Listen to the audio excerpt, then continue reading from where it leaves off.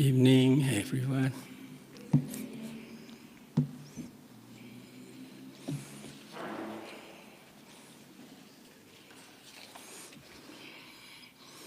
There's a question from students. One of them is, with technology, science, and medicine evolving rapidly, is there still a place for religion in the world? What do you think?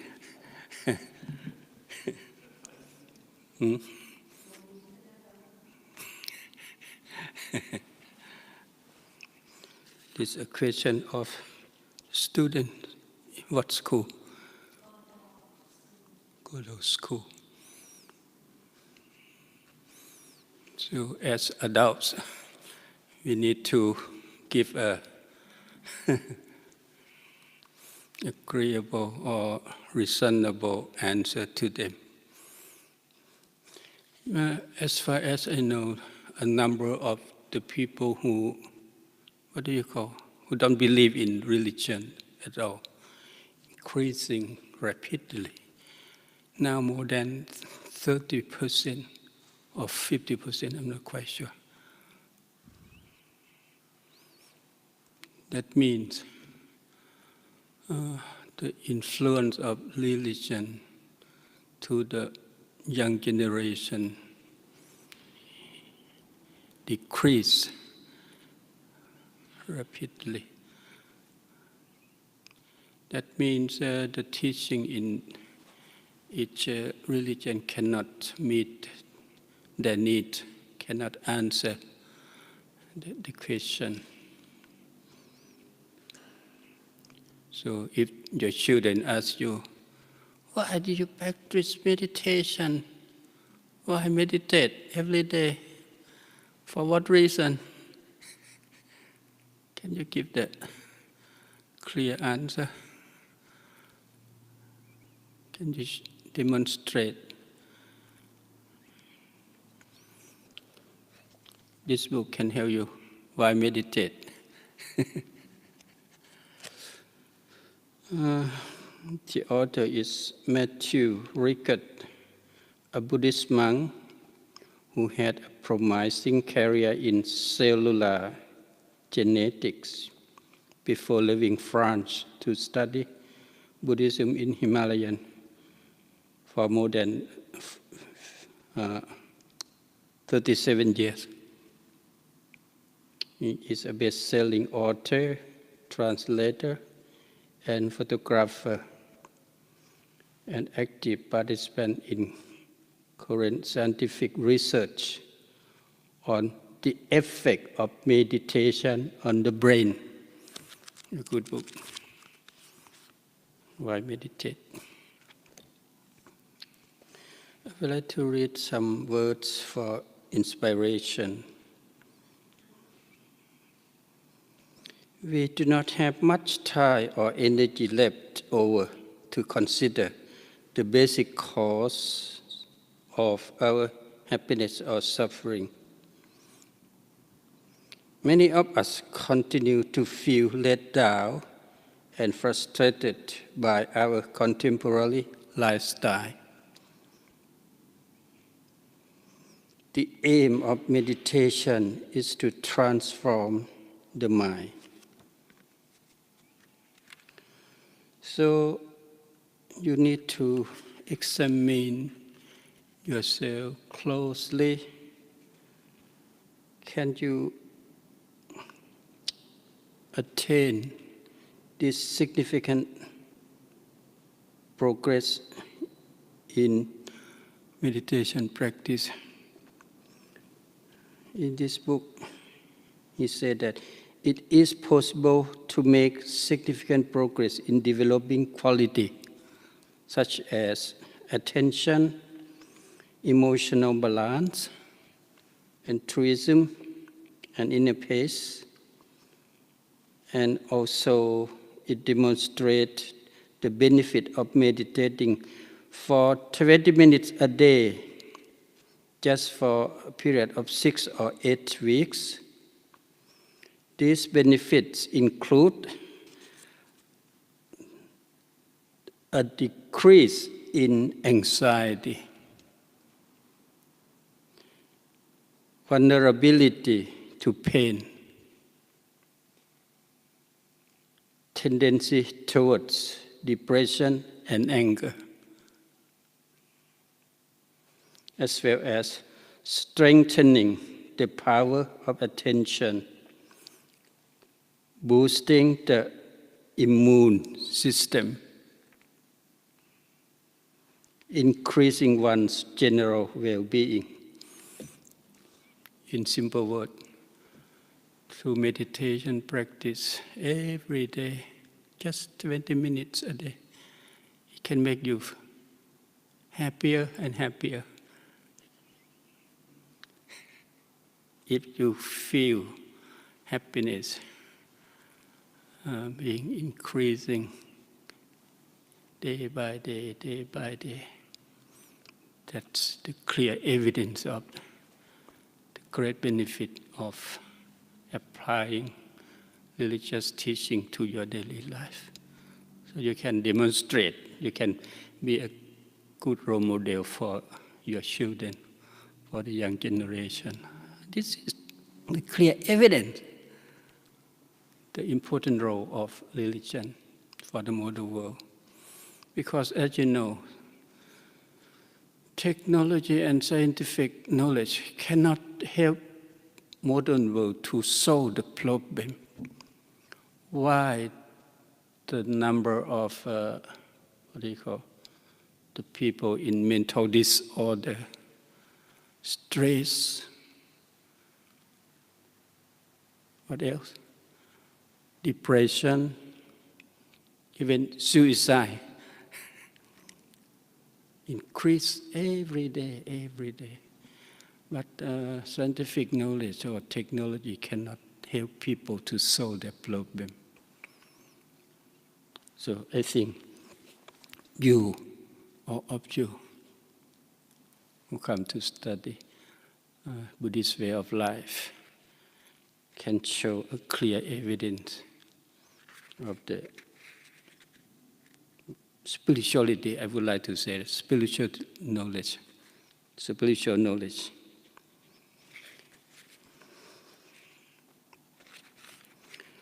Meditation is a practice that makes it possible to cultivate and develop certain basic positive human qualities.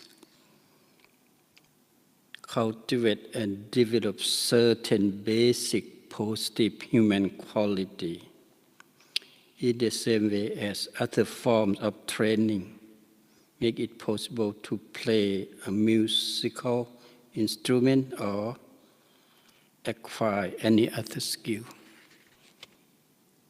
Meditation helps us to familiarize ourselves with a clear and accurate way of seeing things and to cultivate wholesome quality that remain dormant within us.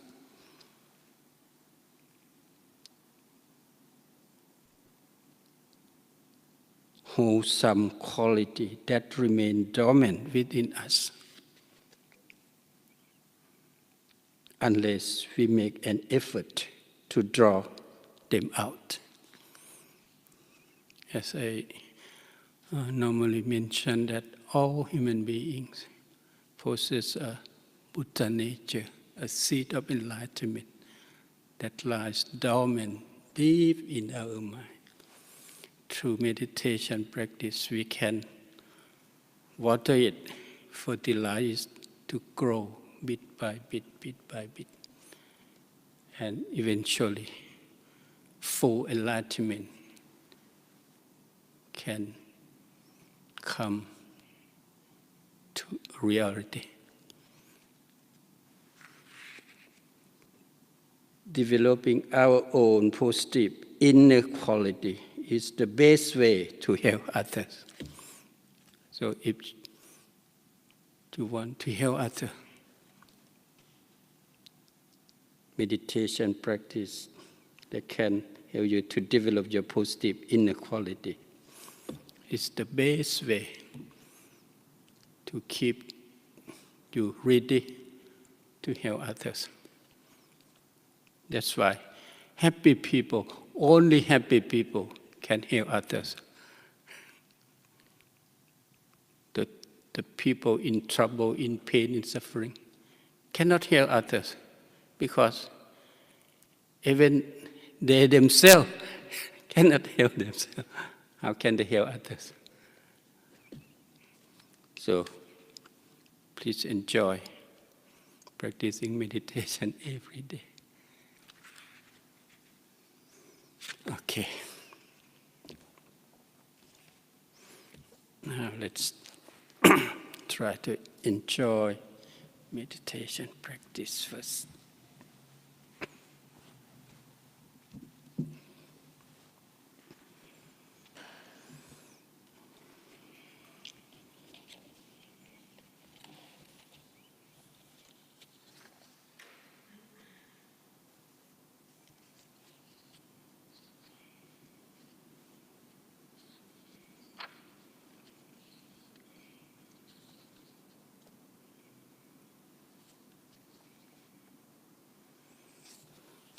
We like to read the Buddha's word in relating to the meditation. I do not perceive even one of the things amongst that is so unwieldy as an undeveloped mind. An undeveloped mind is truly unwieldy. I do not perceive even one of the things amongst that is so wieldy as a developed mind. A developed mind is truly wieldy.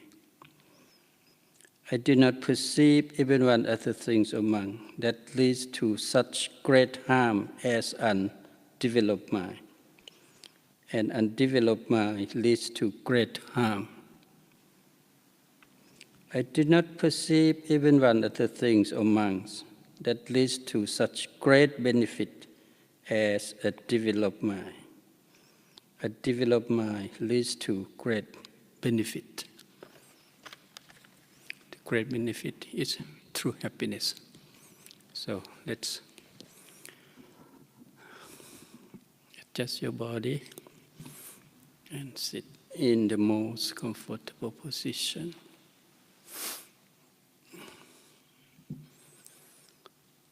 Keep your body relaxed as much as possible. Keep the body upright in order to allow the blood circulate freely, smoothly, gently.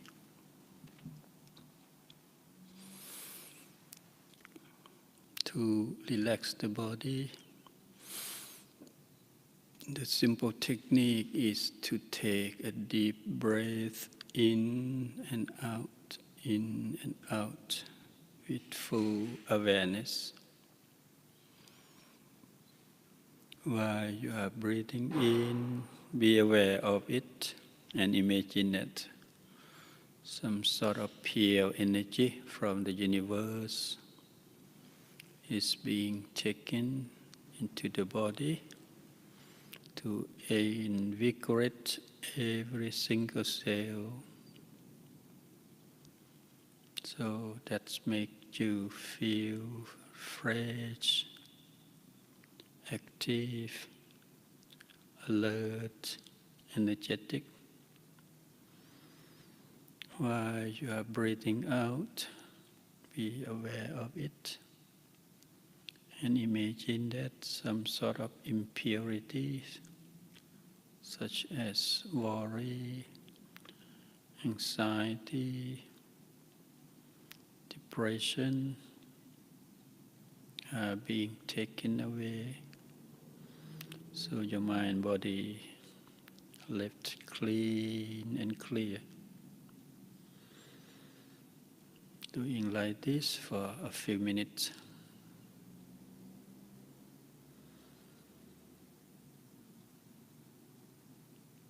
to keep your body more and more relaxed,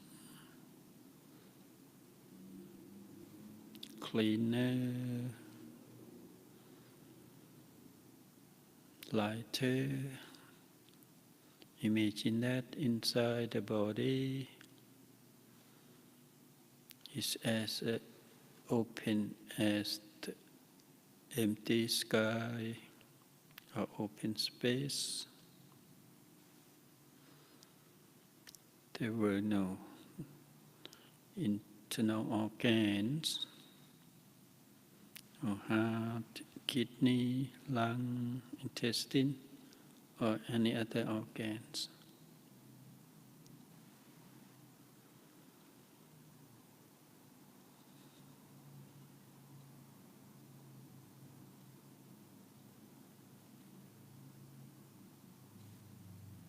While you are breathing in, your bodies become lighter and lighter, wider and wider, like a balloon filled with air.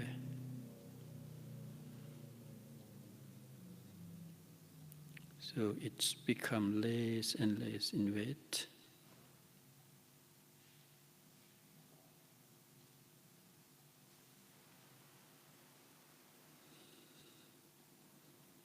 If you can keep your body completely relaxed, eventually your bodies will disappear in atmosphere. Remain only the feeling of relaxation.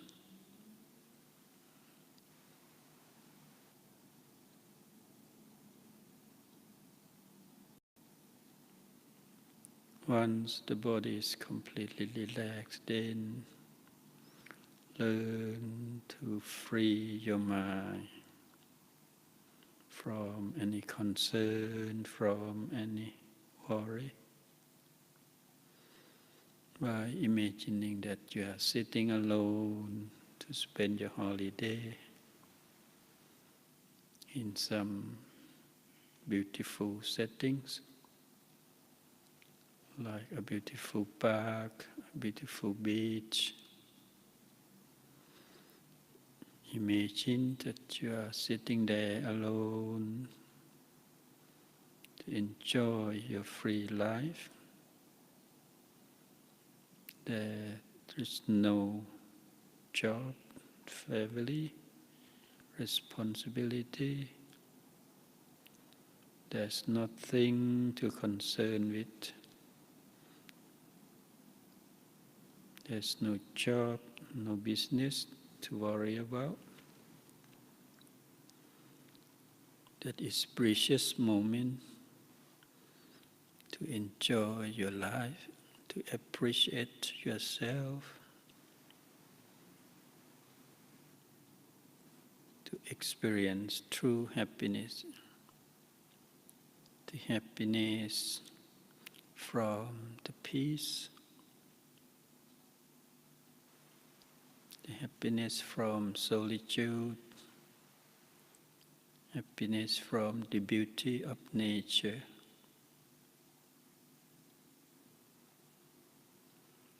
This special moment to give a reward to yourself. So don't allow any thought, any idea about past experience or imagination about the future.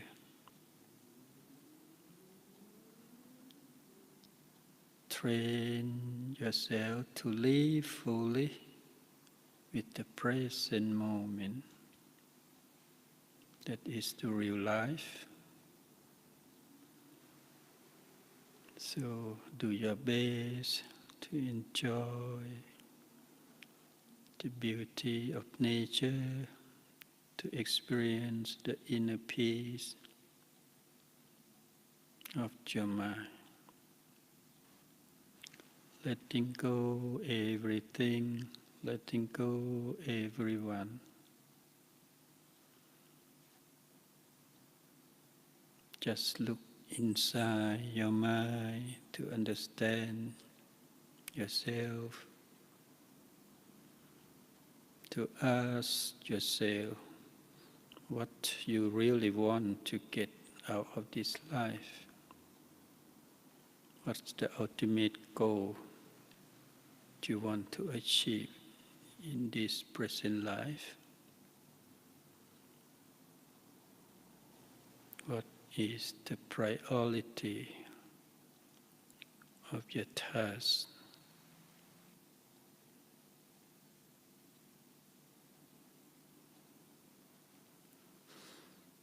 Once our mind and body are completely relaxed, then bring your mind back home to the natural state of peace inside the body. Center of the body is the real home of our mind. So bring your mind back home to stay peacefully, freely, secure.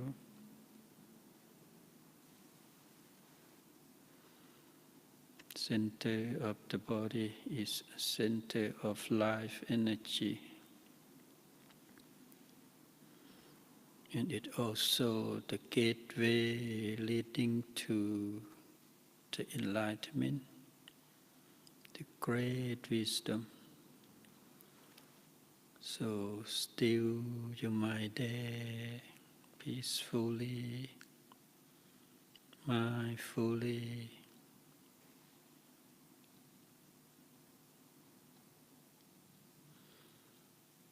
Don't allow any thought, any idea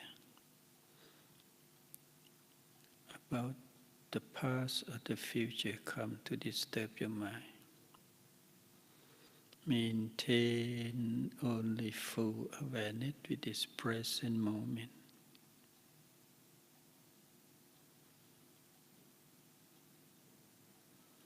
Those who can live fully with the present moment can find happiness rather easily. So don't allow your mind to wander back into the past or into the future. Prevent your mind from wandering into the outside world.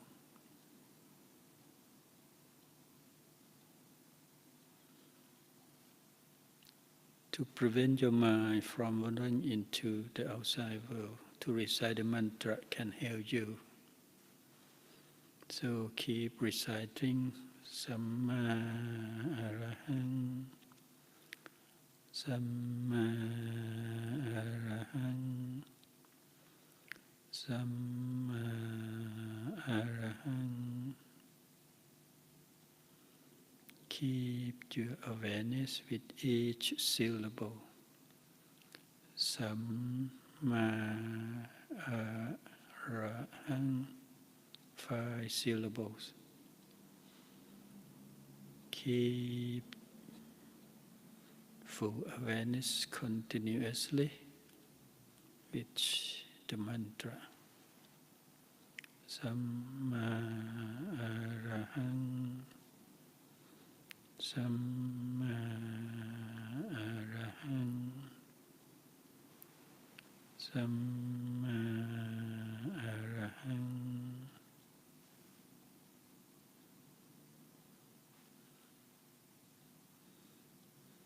To cultivate full awareness with each moment of our experience is the key element to help you experience the inner peace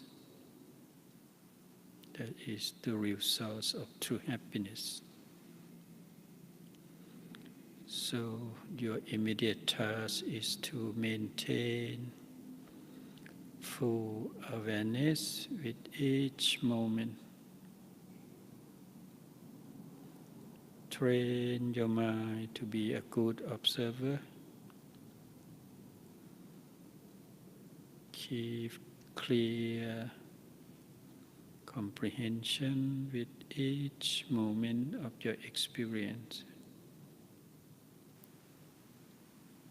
Keep close observing whatever happening inside your mind.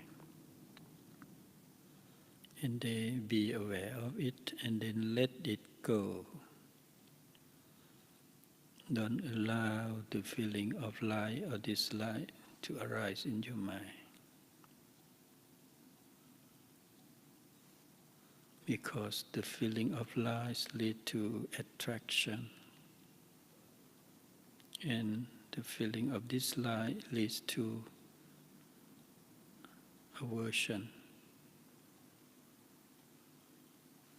that can make your mind imbalanced, that can make your mind lose the feeling of peace, feeling of relaxation. So let's all enjoy practicing in silence individually.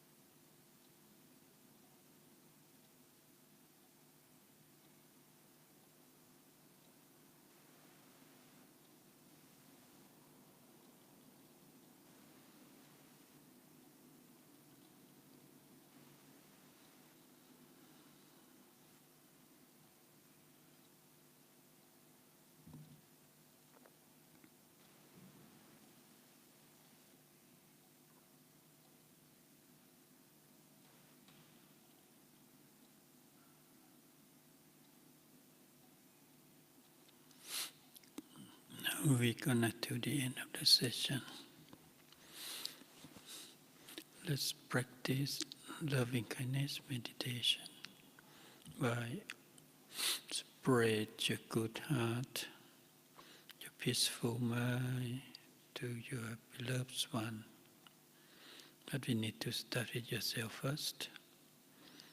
Make a good wish for your happiness,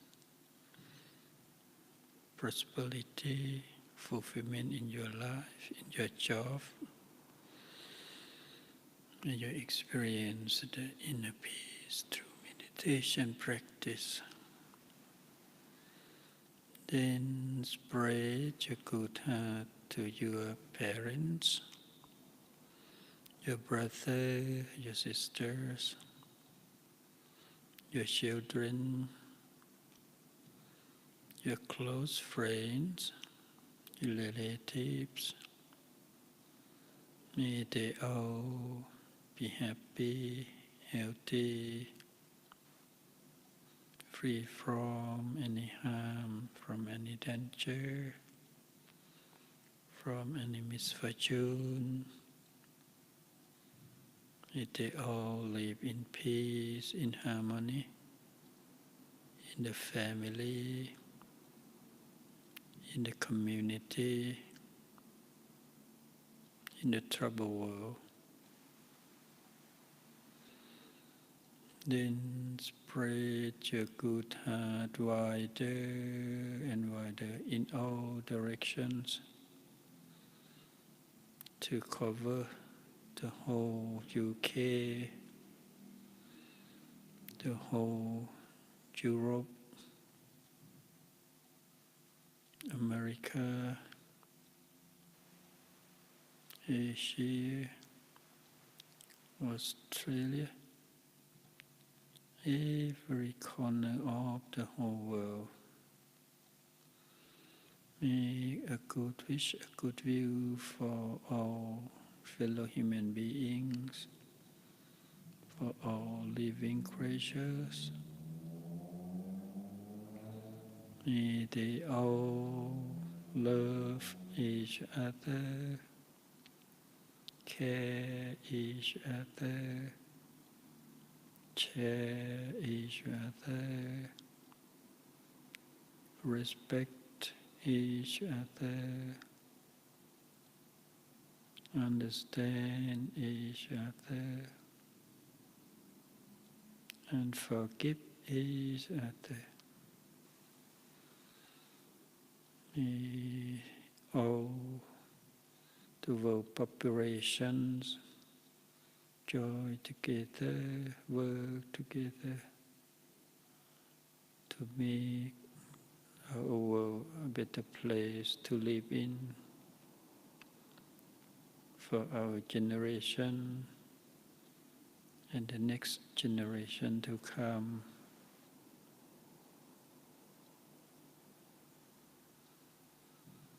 May the whole world free from any crisis, from any conflict, terrorism, racism, fanaticism.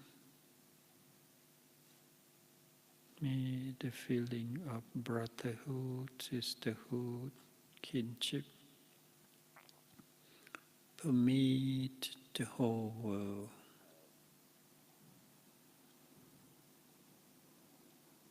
May the world peace prevail, the whole world.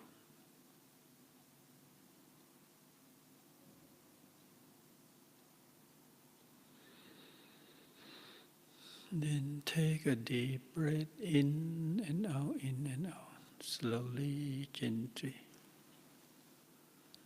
by maintaining, sustaining the feeling of joy, feeling of relaxation, feeling of peace.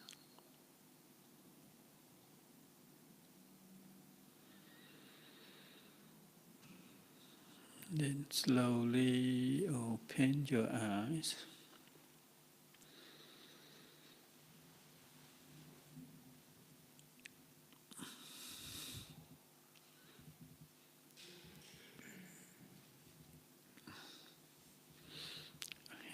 Okay, let's have a short break.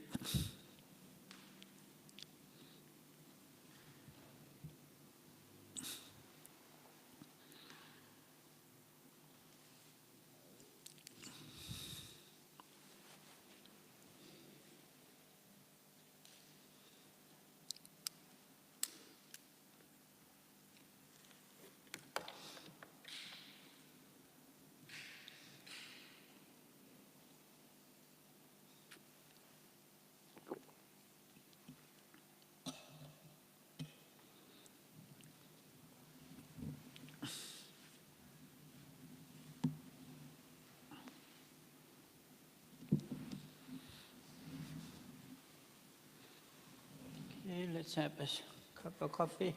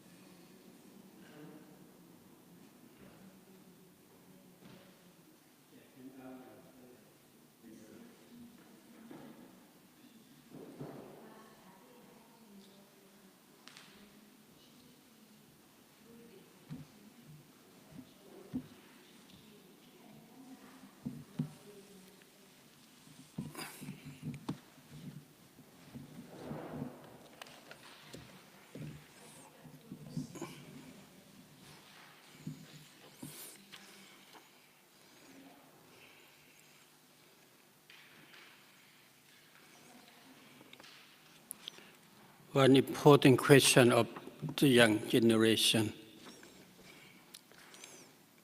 What evidence, scientific or religious, is there of afterlife? A big problem, a big question. Mostly the modern generation or the young generation don't believe in the life after death. They believe that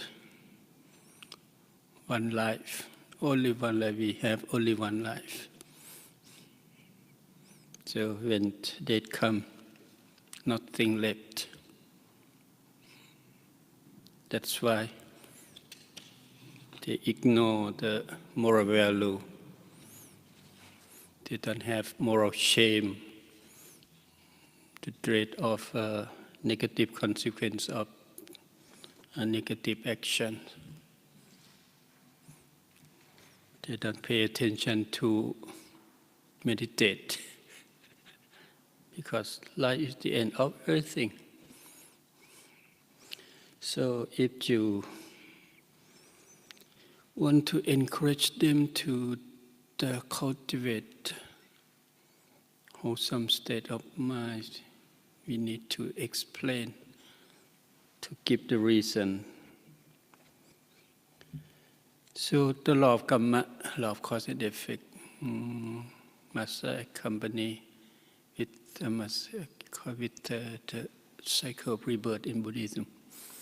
We need to explain. As scientific evidence that I would like to encourage you, to recommend you to study is about near-death experience.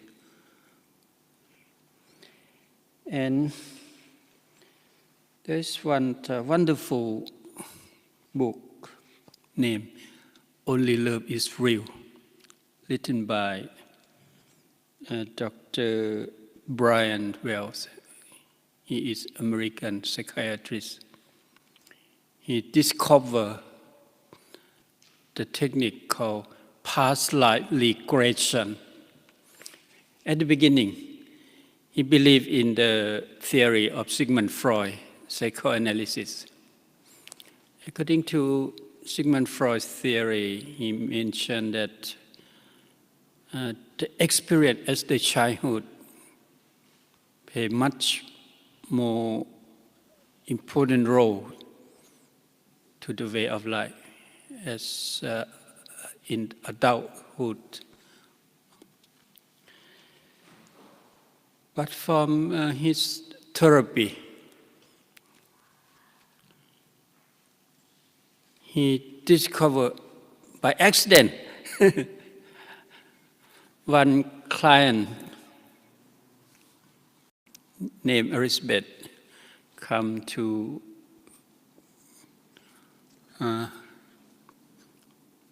ask for help to remedy his grief and problem in relationship with the people surrounding her.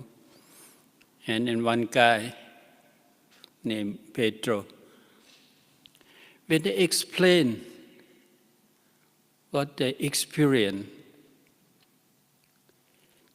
they explain in the past life in great detail, and mostly both of them explain the same situation, same circumstances. It looked like they were the soulmate.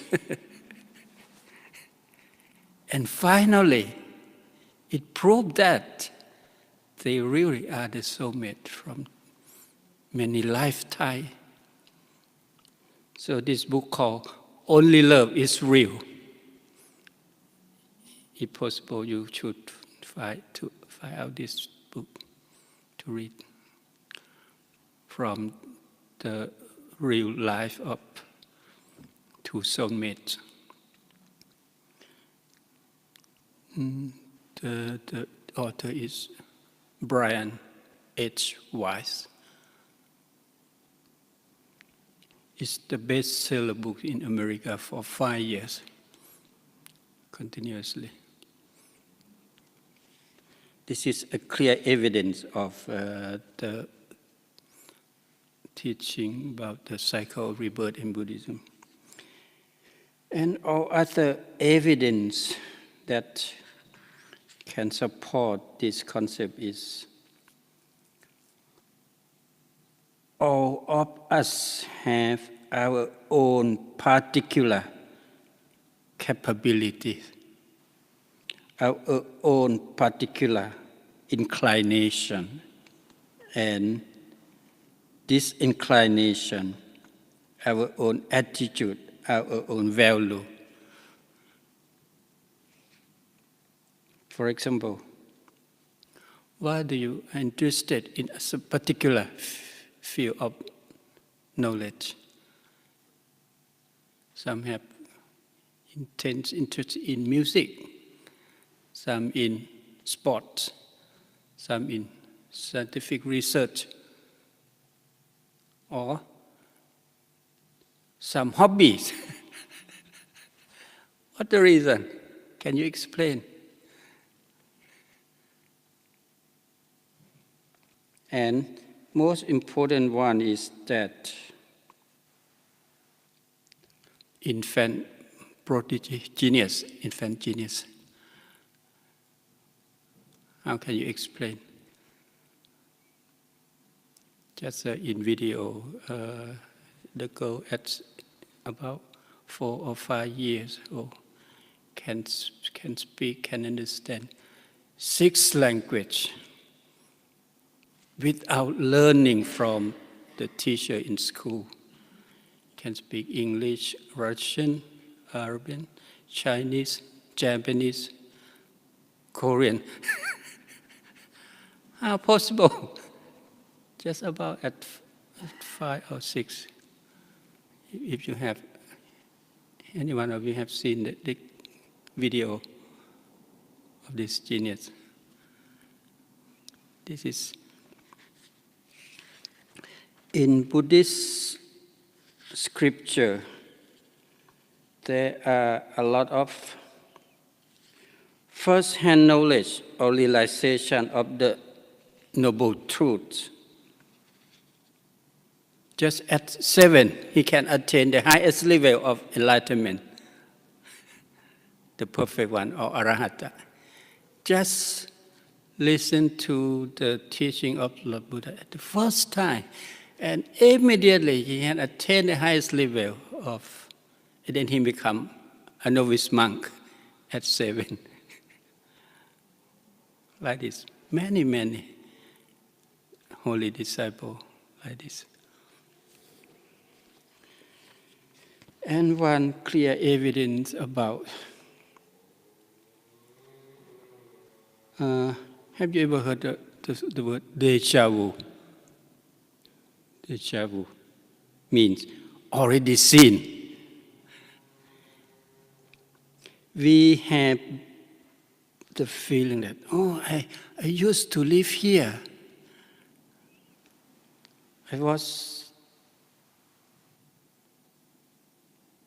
I get a lot of experience here, the déjà vu.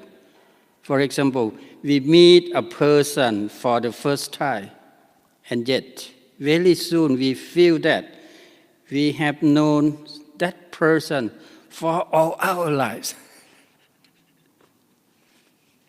I have a direct experience when I went to Sydney, Australia, while I walk around in the park near the university.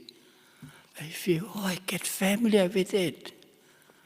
That's sort of déjà vu. While you have a sleep at night, your astral body have a trip around the world. And sometime in the past life, you were born there. Have a lot of experience in life there. So this was imprinted in the subconscious mind. It looks like the in computer. What software engine that keep record a lot of data, a lot of information? What do we call it? Right? This, it looks like that. So during the past life, we keep record a lot of information, a lot of experience. So for the infant genius or prodigy, they accumulate a particular skill in music, in mathematics, in the science, in a particular field of knowledge. They collect a body of knowledge in great detail. So when they were born in human world again, just something, some stimulus provoke to grow fully immediately. That is a clear evidence of cycle of rebirth. So if you want to explain how possible to cycle rebirth in Buddhist perspective, a lot of evidence, a lot of testimony. One most popular is the collection of Professor Ian Stevenson. More than 1,000 evidence that he collects all over the world. So you can find the books written by Professor Ian Stevenson. Many books.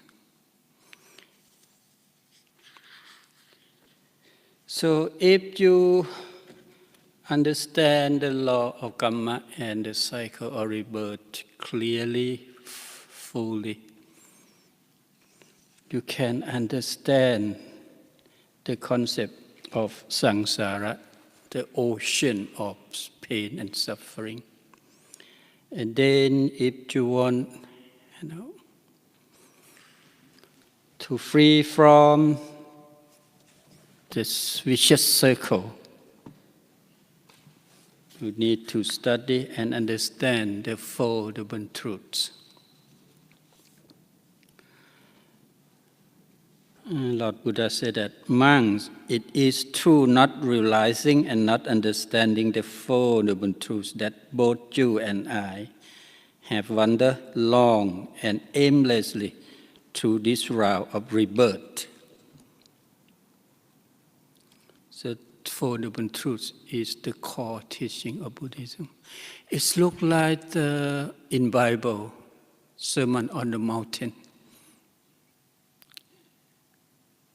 Have you? Yeah.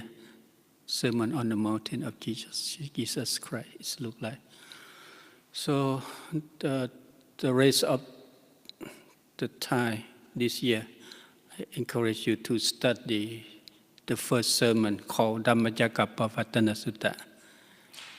Now we chant every morning, every evening. If possible, I would like to invite all of you to chant, to keep, to chant, to keep chanting. Before I get an operation, I can complete 10,000 rounds. So it can help me to recover rapidly. It has a self-healing power if you can keep chanting every day. A lot of evidence in Thailand tell this truth. After when they keep chanting, some of the people who experience serious sickness, they can recover. There's a miracle of chanting this sutta. So, I do know. See, Dhammakaya.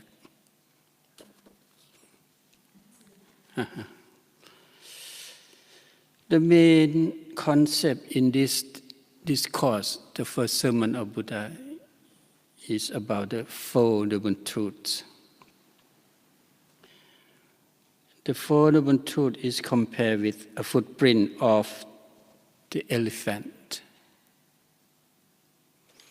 Just as the footprints of all animals which roam over this great earth can be contained within the footprint of the elephant, and the elephant's footprint is the greatest of all. So all skillful condition can be contained within the Four Noble Truths.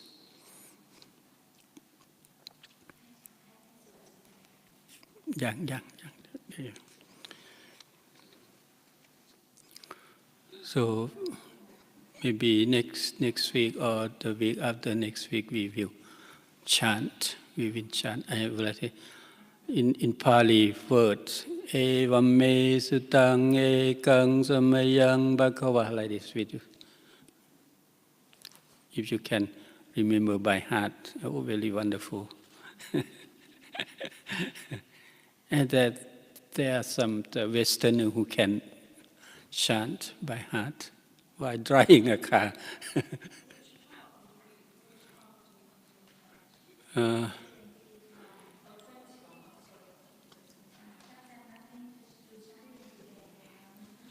Just for example, a short. Evam me sutang ekang samayang.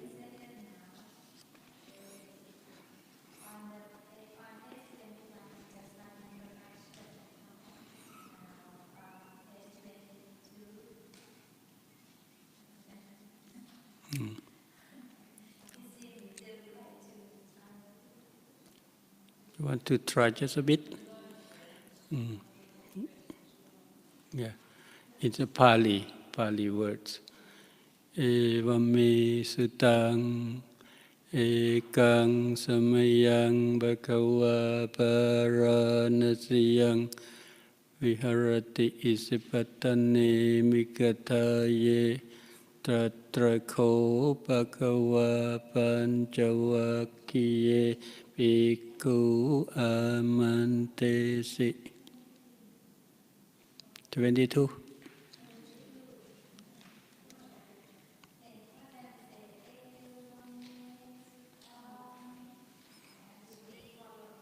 Yeah. Try to read. Tisha. Evam me sutang ekang samayang bhagava paranasiyang viharati isipatane mikataye tatrako bhagava pancavakiye bhikkhu amantesi dave me bhikkave antapapacite nanase vitappayo jayang kami sukama sukhandlika nuyoko hino kamo potu chaniko anariyo anattasan hitoyo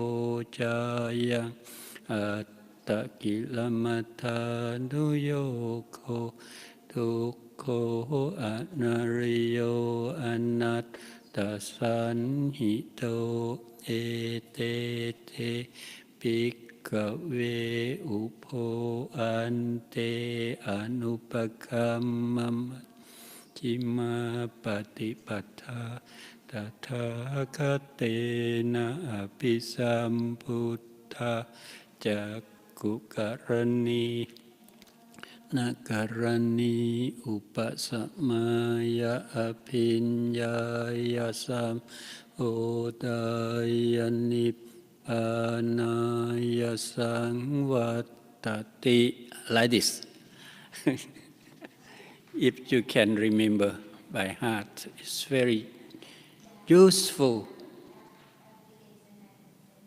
Yeah. So if you can remember by heart, yes, sure.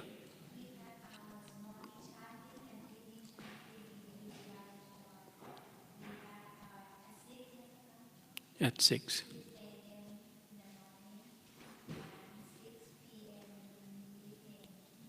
Yeah. Mm.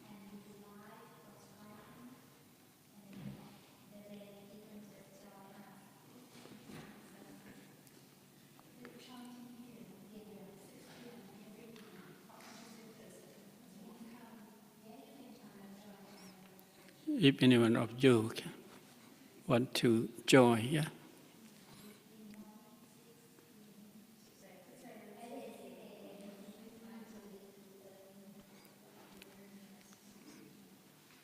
Now let's come to study the overall teaching about Four Noble Truths in the handout. Handout, yeah. The first Noble Truth is about dukkha. Dukkha. In English, there are about 30 words to explain, to give the meaning of the word dukkha. Pain, suffering, sorrow, grief, despair, unsatisfactoriness, trouble, a lot of words that explain the meaning of dukkha. Normally we translate into suffering, pain and suffering. All problems human beings experience, all that oppress life and mind, all that brings about fear and worry, when having arisen, it becomes a prominent object of awareness. Every clear and relevant point of focus for all people. It forces itself on our attention, and as such is a suitable object of study and good point from which to begin a teaching. In simple words, human life is full of hardship, difficulty, problem to face. We cannot escape. In the sutta, Lord Buddha said that birth is suffering, old age is suffering, death is suffering. Not to get what one desires is suffering. To separate off what we love is suffering. To meet what we dislike is suffering.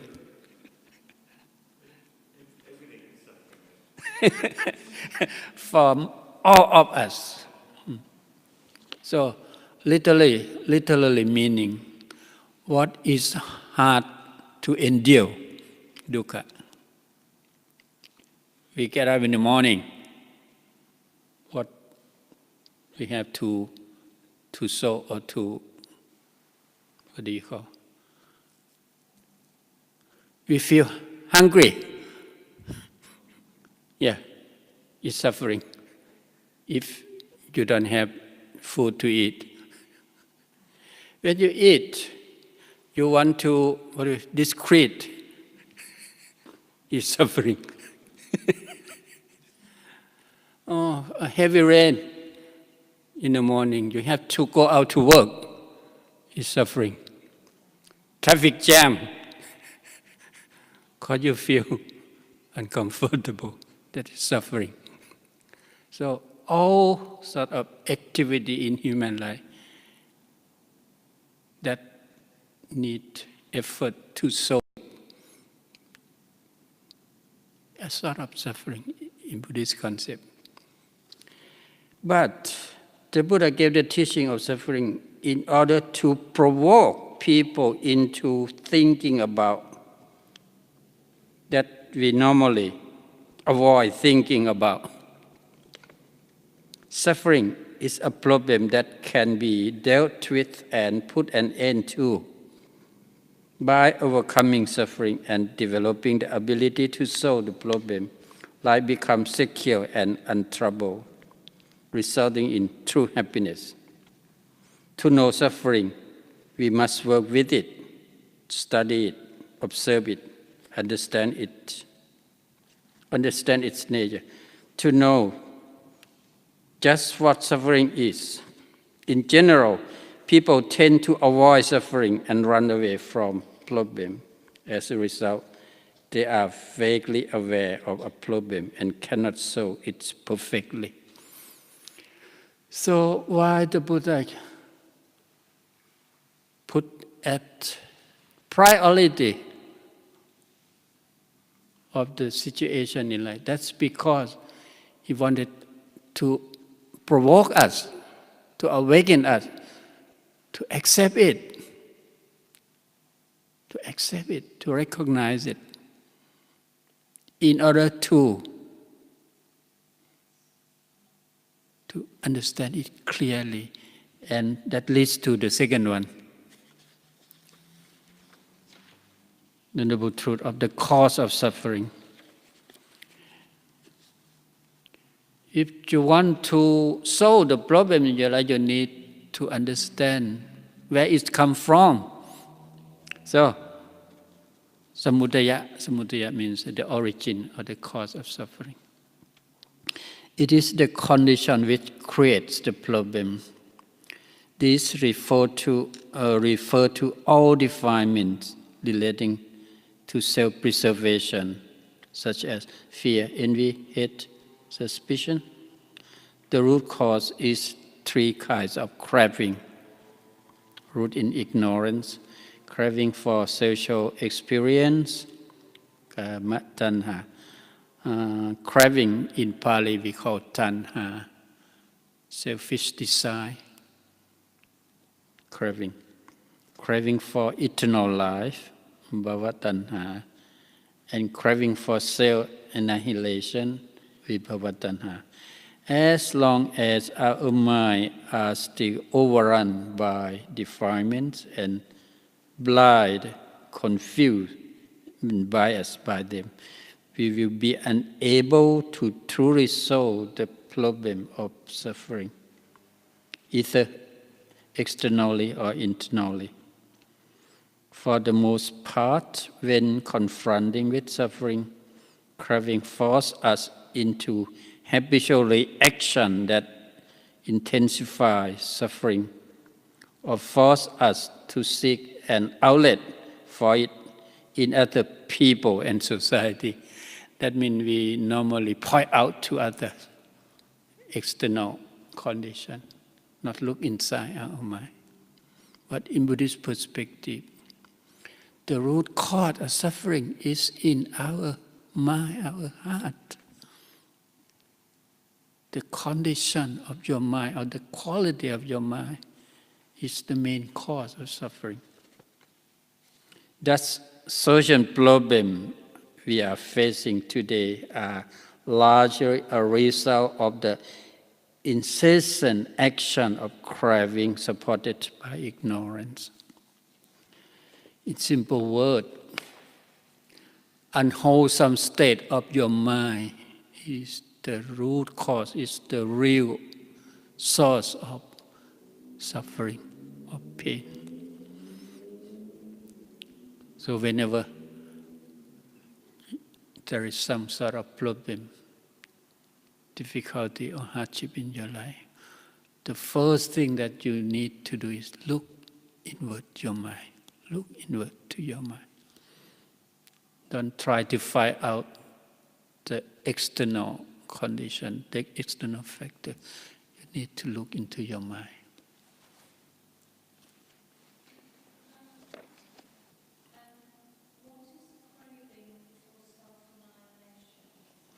Vibhava tanha. That means when you experience unfavorable condition, what do you want to do? Suppose you hate someone. You want to kill him, to destroy him. If you cannot kill others, you may turn to kill yourself in order to, to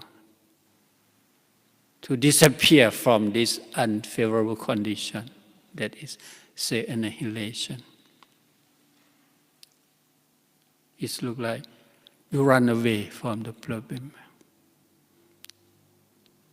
If you can destroy it, you pay effort, energy to destroy it, to eliminate it. Racism is a good example of when you dislike, when you hate some situation, some condition, some social problem. They want to destroy it completely, eliminate it.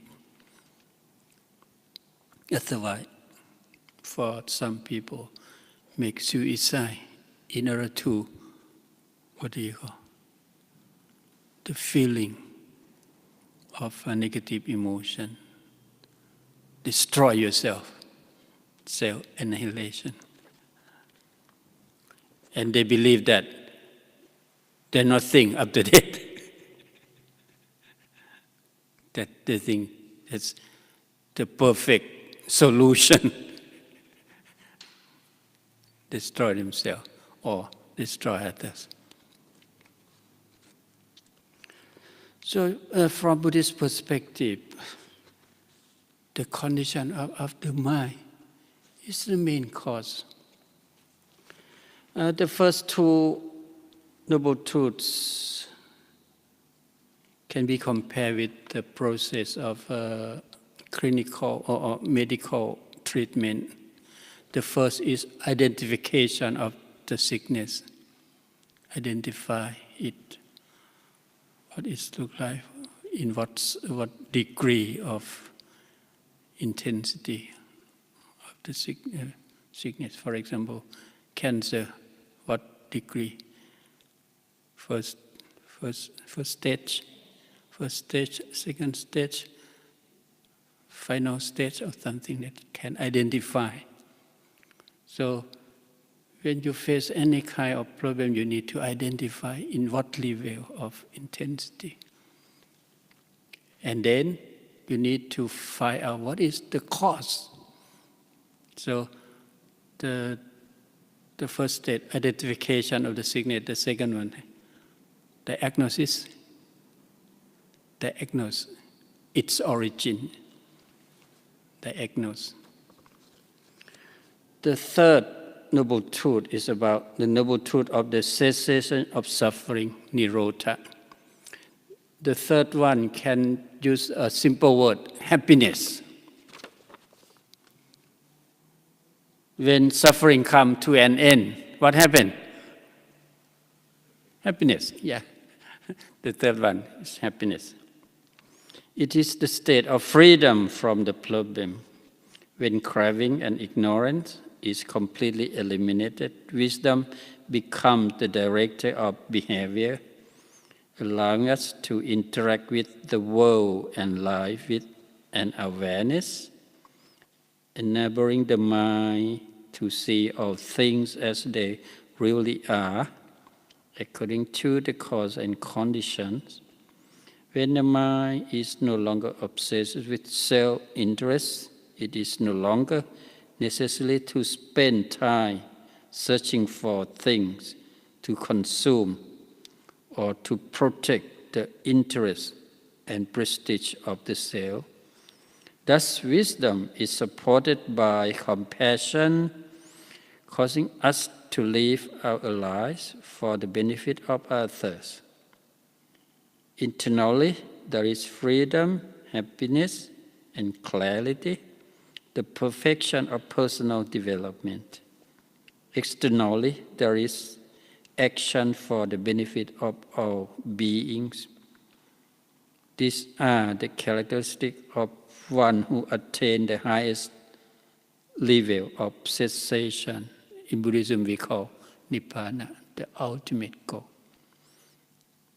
So, happiness is possible for everyone. we can develop happiness. How? Number 4. The noble truth of the way leading to the cessation of suffering. In simple words, the art of happiness. How to develop happiness in our life. It is the method of practice leading to the resolution of our problems.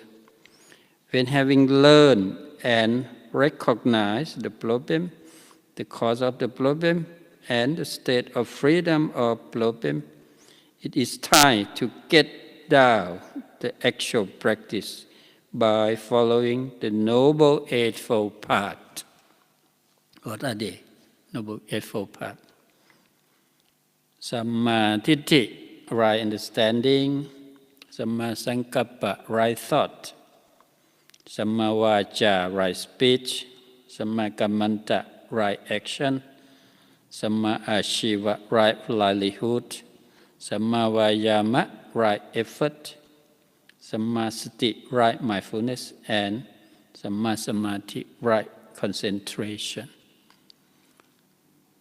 This concept is included in the Dhammakaya Sutta, what we will chant every day. That's explained.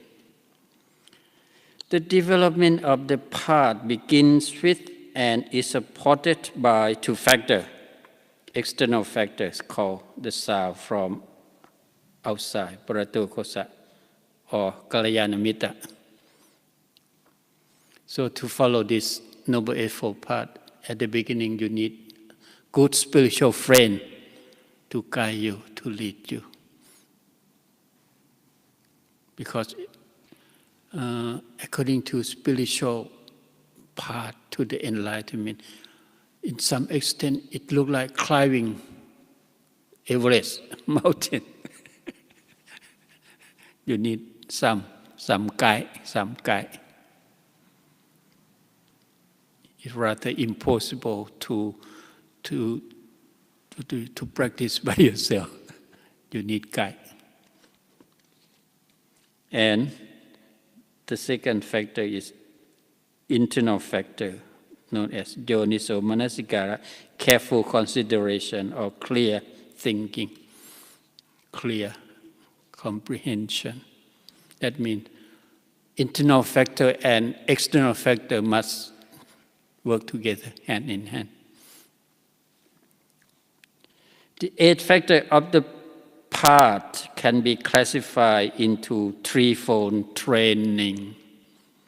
Training in high morality, sila sikha, by following right speech, right action, right livelihood.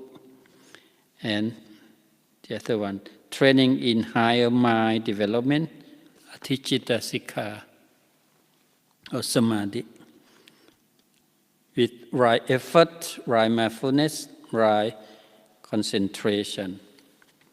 And the last one, training in high wisdom, Atipanya Sikha, through right understanding, right thought. To put them simply, they are training morality, concentration, and wisdom. 3 stages of training, 3 stages of cultivation of quality of life in Buddhism. This is the whole map of Buddhism.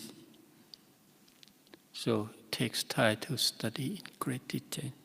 So I will spend the rest of my time in UK to explain it.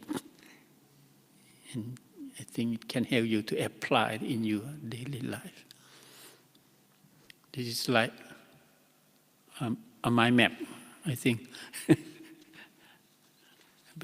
A useful map for you to study. So if you can come to join the class like this, I will explain step by step, bit by bit. Okay, any question?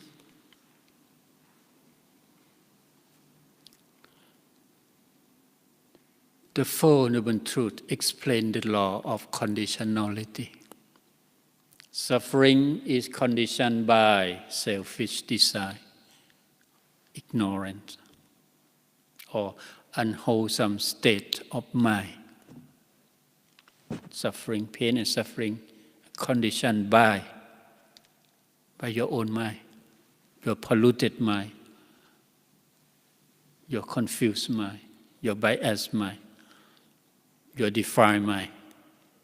Happiness, Nirodha, happiness is conditioned by wholesome state of your mind, morality, meditation, wisdom. So, Four Noble Truths, it looks like 4 dimensions of life. And you may compare with human life is like a coin that consists of 2 sides, dark side and bright side.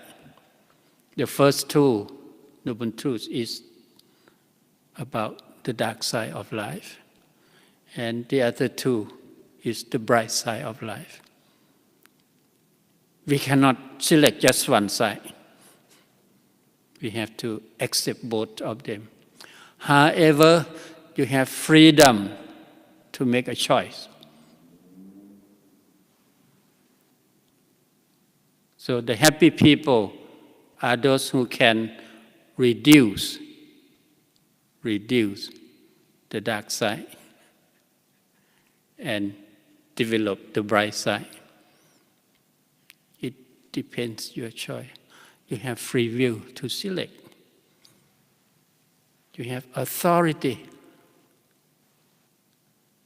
to develop happiness, to produce happiness, or unhappiness. It's up to you.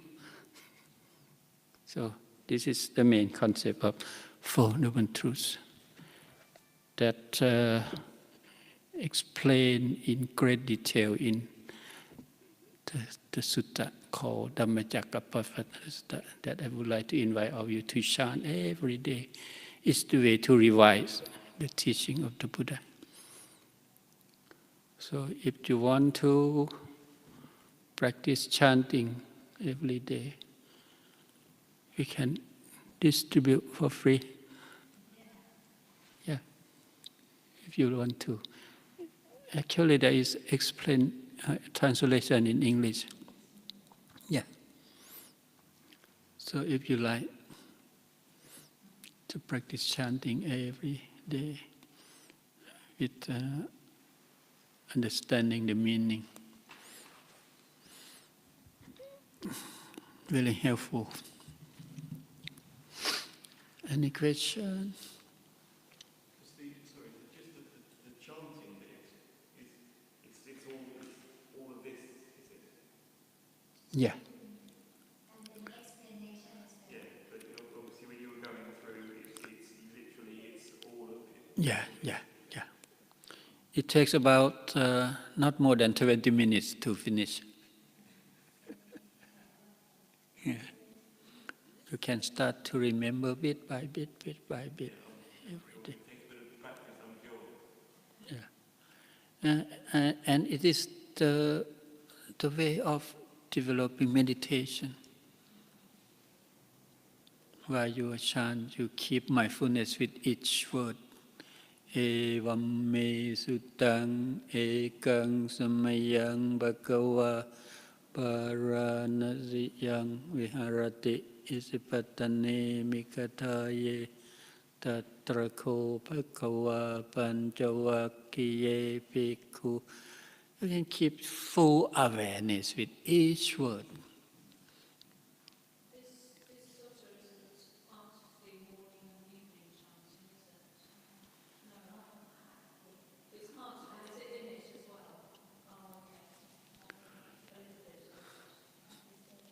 Yeah.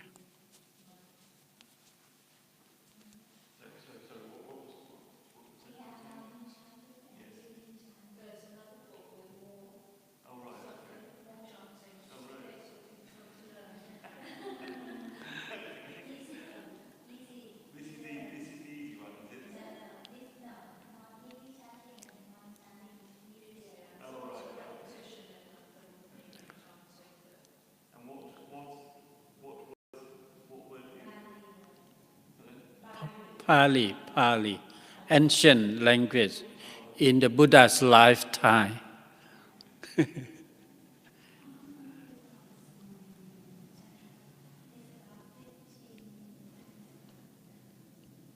If you get familiar with it, it takes.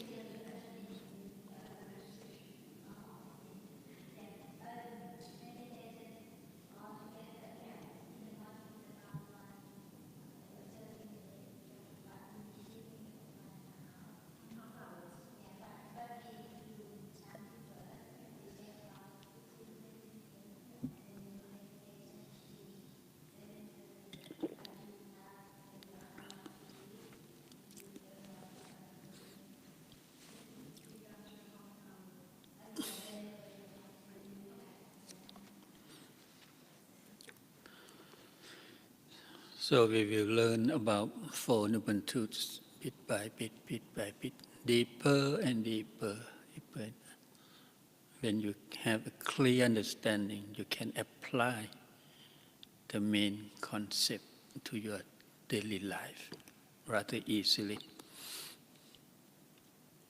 To have a clear understanding about Four Noble Truths, you need to understand in 3 turning and altogether 12 aspects, like this. You need to understand bit by bit, deeper and deeper. Yeah. This is, yeah. Yeah, yeah.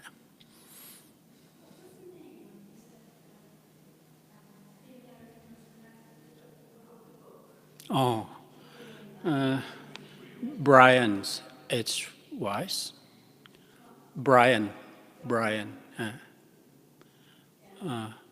Wise, W-E-I-S-S.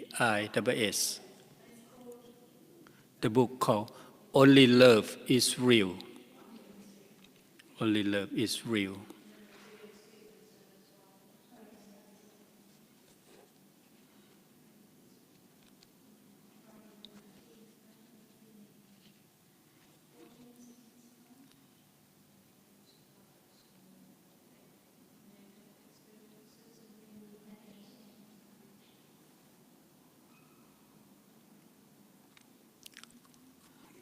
Dr. Ian Stevenson, or Professor Ian Stevenson, and a lot of books, mainly concerned with reincarnation. Mostly the children who can remember his past life, their past life, more than thousands testimony, more than 10,000 cases around the world. He has a teamwork supported by, I can't remember the name, millionaire in USA. He spent more than 30 years to collect the data around the world.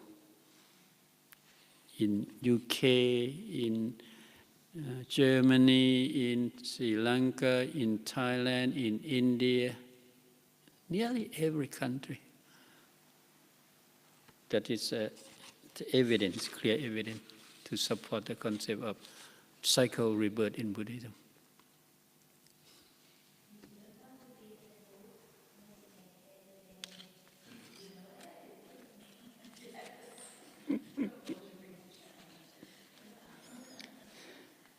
Okay, thank you for your attention.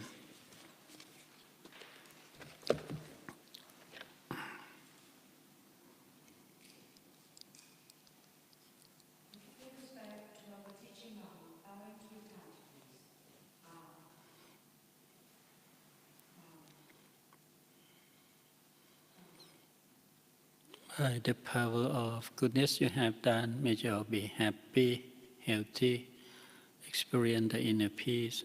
May your good wish come true very soon.